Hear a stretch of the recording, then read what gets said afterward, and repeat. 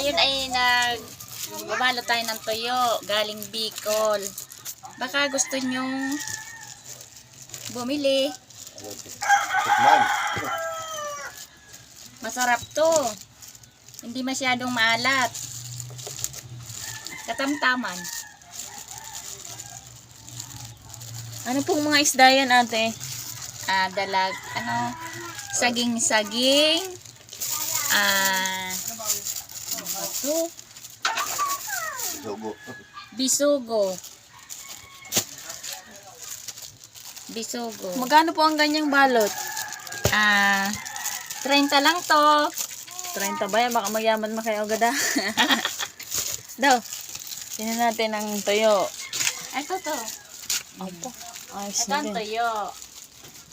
30 ang balot. Ayos na.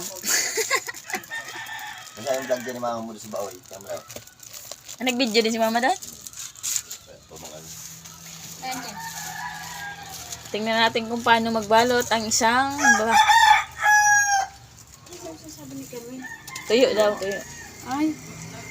May isda. May isda pa ma? Bili na. Sariwa at Ayan, may customer po tayo agad. Marami na nabili. Oo. Alam mo, galing ang customer namin, galing pa itong ano. galing Bicol. Nakatimpo kayo ng tuyo. Tayo, kapakan Ang layo na nilakad ko.